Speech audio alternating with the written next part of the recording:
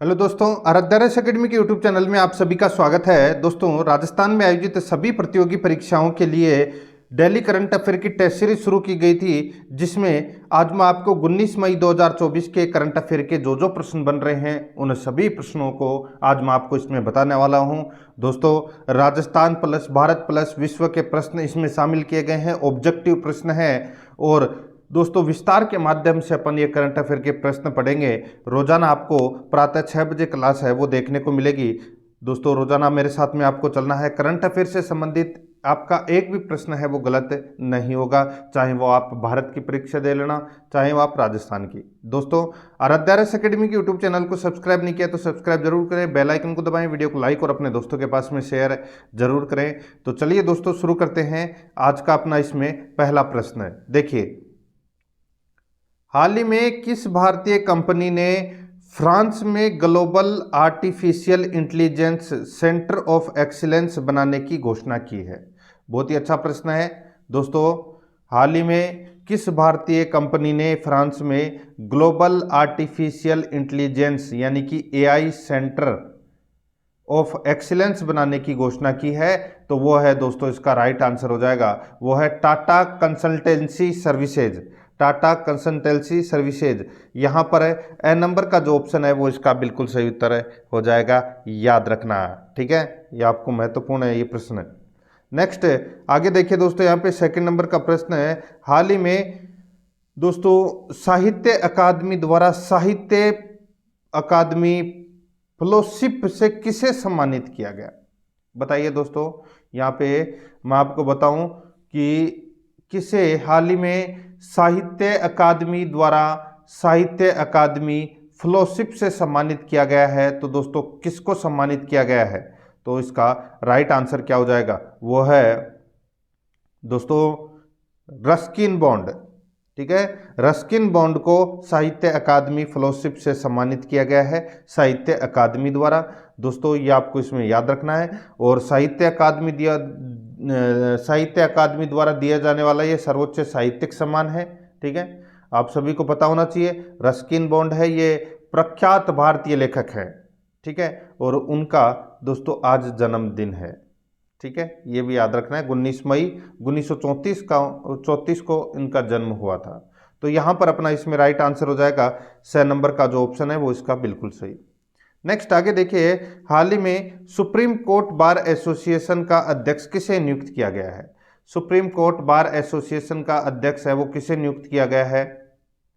तो दोस्तों, इसका राइट आंसर हो जाएगा, वो है दोस्तों, आप सभी को पता है कि सीनियर वकील है कपिल सिब्बल ने दोस्तों सुप्रीम कोर्ट बार एसोसिएशन के अध्यक्ष पद का है वो चुनाव है वो जीत लिया है। दोस्तों, ये उनका वकीलों के संगठन के अध्यक्ष के रूप में चौथा कार्यकाल है। ठीक है, तो यहाँ पर अपना इसमें राइट आंसर हो जाएगा कपिल सिब्बल। ए नंबर का ऑप्शन बिल्कुल सही उत्तर इसमें हो जाएगा, याद रखना, कपिल सिब्बल। आगे देखिए, 4 नंबर का प्रश्न है। हाल ही में किस देश ने पर्यावरण संरक्षण और संधारणीय प्रयासों में महत्वपूर्ण योगदान करने वाले लोगों के लिए 10 वर्षीय ब्लू रेजिडेंसी वीजा की घोषणा की है? बताइए, बहुत ही अच्छा प्रश्न है। किस देश ने पर्यावरण संरक्षण और संधारणीय प्रयासों में महत्वपूर्ण योगदान करने वाले लोगों के लिए 10 वर्षीय ब्लू रेजिडेंसी वीजा की घोषणा की है? तो दोस्तों, वो वीज़ा देने की घोषणा किसने की है? तो वो है संयुक्त अरब अमीरात ने ये दोस्तों वीज़ा देने की घोषणा की है, ब्लू रेजिडेंसी वीज़ा 10 वर्षीय। ठीक है, तो यहाँ पर अपना इसमें राइट आंसर क्या हो जाएगा? वो है संयुक्त अरब अमीरात। स नंबर का जो ऑप्शन है वो इसका बिल्कुल सही उत्तर हो जाएगा, ये आपको इसमें याद रखना है। दोस्तों, 38 लाख से अधिक भारतीयों का घर संयुक्त अरब अमीरात में है। और पर्यावरण संरक्षण और संधारणीयता प्रयासों में महत्वपूर्ण योगदान करने वाले लोगों को दोस्तों लंबे दिनों तक इस देश में ठहरने संबंधी नए वीजा कार्यक्रम की घोषणा की है। ठीक है, उसका नाम है 10 वर्षीय ब्लू रेजिडेंसी वीजा। स नंबर ऑप्शन बिल्कुल सही। आगे देखिए, प्रोजेक्ट ईशान का उद्देश्य है। बताइए दोस्तों, प्रोजेक्ट ईशान का उद्देश्य क्या है? अब ये ईशान क्या है? तो दोस्तों इनिशिएटिव इंडियन सिंगल इकाई हार्मोनाइज्ड एयर ट्रैफिक मैनेजमेंट। ठीक है, तो दोस्तों ये प्रोजेक्ट ईशान का उद्देश्य है क्या? इसका उद्देश्य है भारतीय हवाई क्षेत्रों को एकीकृत करना, भारतीय हवाई क्षेत्रों को एकत्रित करना, ये इसका प्रमुख उद्देश्य है। तो यहाँ पर अपना इसमें राइट आंसर है स नंबर का ऑप्शन बिल्कुल सही उत्तर इसमें हो जाएगा। नेक्स्ट आगे देखिए, हाल ही में नोबेल पुरस्कार विजेता एलिस मुनरो का निधन हो गया। उन्हें साहित्य में किस वर्ष नोबेल पुरस्कार मिला था? बताइए दोस्तों। अभी हाल ही में दोस्तों नोबेल पुरस्कार विजेता एलिस मुनरो का निधन हो गया। उन्हें साहित्य के किस वर्ष में दोस्तों नोबेल पुरस्कार मिला था? तो दोस्तों इसका राइट आंसर हो जाएगा वो है दोस्तों 2013 में इनको नोबेल पुरस्कार है वो मिला था। द नंबर का जो ऑप्शन है वो इसका बिल्कुल सही उत्तर हो जाएगा, इसमें याद रखना। ठीक है, और इनकी अभी 92 वर्ष की आयु में दोस्तों इनका जो निधन है वो हुआ है। ठीक है, याद रखना। तो यहाँ पर अपना इसमें सही उत्तर हो जाएगा द नंबर का ऑप्शन बिल्कुल सही। नेक्स्ट आगे देखिए, यहाँ पे 7 नंबर का प्रश्न है, विश्व भर में विश्व परिवार चिकित्सक दिवस कब मनाया जाता है? विश्व भर में विश्व परिवार चिकित्सक दिवस कब मनाया जाता है? तो दोस्तों ये मनाया जाता है 19 मई को। ठीक है, ब नंबर का जो ऑप्शन है वो इसका बिल्कुल सही उत्तर हो जाएगा। आगे देखिए 8 नंबर का प्रश्न है, हाल ही में दोहा कतर में आयोजित दोहा डायमंड लीग 2024 में भाला फेंक प्रतियोगिता किसने जीती? हाल ही में दोहा कतर में आयोजित दोहा डायमंड लीग 2024 में भाला फेंक प्रतियोगिता किसने जीती? तो दोस्तों ये भाला फेंक प्रतियोगिता है वो किसने जीती थी? दोस्तों देखिए, चेक रिपब्लिक के खिलाड़ी हैं जो पहले नंबर पर रहे। ठीक है, दूसरे नंबर पर नीरज चोपड़ा रहे जिन्होंने सिल्वर मेडल जीता है। ठीक है, और दोस्तों पहले नंबर पर है वो कौन रहे? तो दोस्तों वो हो रहे याकूब वादलेच। याकूब वादलेच ये दोस्तों पहले नंबर पर रहे, दूसरे नंबर पर नीरज चोपड़ा रहे। ठीक है, ये आपको इसमें याद रखना है।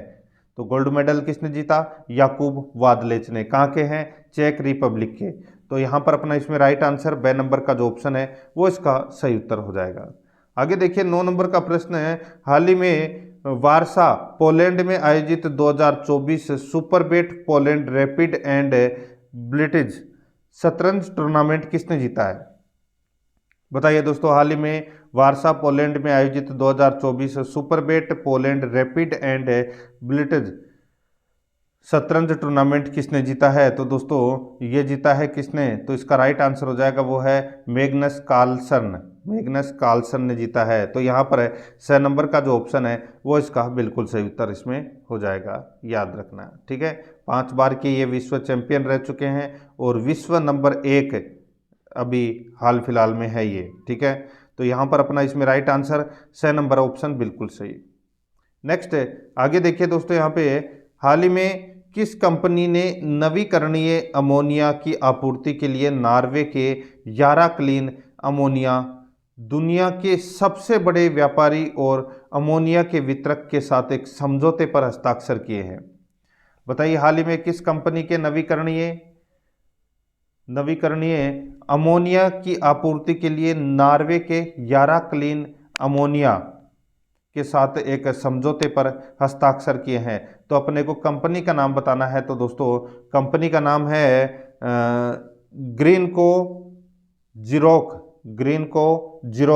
ठीक है, तो यहाँ पर अपना इसमें राइट आंसर हो जाएगा द नंबर का ऑप्शन बिल्कुल सही। और ये ग्रीनको जिरोक कंपनी है वो कहाँ पर है? तो दोस्तों ये हैदराबाद में स्थित है। ठीक है, और इन्होंने नॉर्वे की यारा क्लीन अमोनिया के साथ में एक समझौते पर हस्ताक्षर किए हैं। ठीक है, और जो ये कंपनी है नॉर्वे की, ठीक है, यारा क्लीन अमोनिया, ये दोस्तों सबसे बड़ी व्यापारी और वितरक कंपनी है ये दुनिया की। तो यहाँ पर अपना इसमें द नंबर ऑप्शन बिल्कुल सही। नेक्स्ट आगे देखिए, कौन सा बैंक हाल ही में India international bullion exchange IFSC limited में ट्रेडिंग कम क्लियरिंग सदस्य के रूप में कार्य करने वाला भारत का पहला बैंक बन गया है? तो दोस्तों बताइए, अच्छा प्रश्न है, दोबारा से देखिए, कौन सा बैंक है हाल ही में India international bullion exchange IFSC limited में ट्रेडिंग कम क्लियरिंग सदस्य के रूप में कार्य करने वाला भारत का पहला बैंक बन गया है? तो दोस्तों वो बन गया है भारतीय स्टेट बैंक। भारतीय स्टेट बैंक 6 नंबर का जो ऑप्शन है वो इसका बिल्कुल सही उत्तर हो जाएगा। नेक्स्ट आगे देखिए, किस संगठन ने हाल ही में अपनी विश्व वन्यजीव अपराध रिपोर्ट का तीसरा संस्करण जारी किया है, जो CITES में सूचीबद्ध वन्यजीव प्रजातियों में अवैध व्यापार के रुझानों पर अद्यतन फोकस प्रदान करता है? तो दोस्तों किस संगठन ने ये अपनी तीसरी रिपोर्ट है यानी कि तीसरी अपराध रिपोर्ट का संस्करण जारी किया है? ठीक है, तो दोस्तों वो है इसमें ड्रग्स और अपराध पर संयुक्त राष्ट्र कार्यालय। ठीक है, तो यहाँ पर अपना इसमें द नंबर का जो ऑप्शन है वो इसका बिल्कुल सही उत्तर हो जाएगा।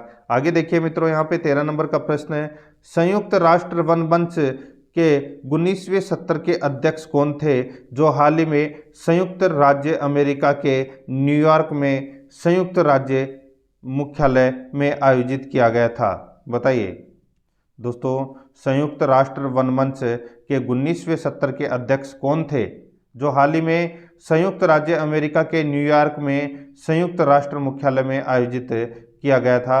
तो दोस्तों उसके अध्यक्ष थे, संयुक्त राष्ट्र वन मंच के अध्यक्ष कौन थे? तो उनका नाम था दोस्तों जेफिरिन मनीरातंगा। ठीक है, याद रखना है दोस्तों, जेफिरिन मनीरातंगा। द नंबर का जो ऑप्शन है वो इसका बिल्कुल सही उत्तर इसमें हो जाएगा, याद रखना। ठीक है, नेक्स्ट आगे देखिए, हम विश्व दूरसंचार और सूचना सोसाइटी दिवस कब मनाते हैं? तो दोस्तों बताइए, तो दोस्तों ये 17 मई को मनाते हैं अपन ये, ठीक है, दिवस। तो यहाँ पर ब नंबर ऑप्शन बिल्कुल सही। आगे देखिए, प्रत्येक वर्ष किस दिन को अंतर्राष्ट्रीय प्रकाश दिवस के रूप में मनाया जाता है? तो अंतर्राष्ट्रीय प्रकाश दिवस के रूप में दोस्तों 16 मई को मनाया जाता है। यहाँ पर द नंबर का ऑप्शन बिल्कुल सही उत्तर हो जाएगा। तो दोस्तों ये मैंने आज आपको कुछ करंट अफेयर के प्रश्न थे जो कंप्लीट करवाए हैं। रोजाना आपको मेरे साथ में चलना है और रोजाना सुबह 6 बजे आपको एक क्लास देखने को मिलेगी। आराध्या RS अकेडमी के यूट्यूब चैनल को सब्सक्राइब नहीं किया तो सब्सक्राइब जरूर करें, बेल आइकन को दबाएं, वीडियो को लाइक और अपने दोस्तों के पास में शेयर जरूर करें। मिलते हैं दोस्तों नेक्स्ट क्लास में। जय हिंद, जय भारत।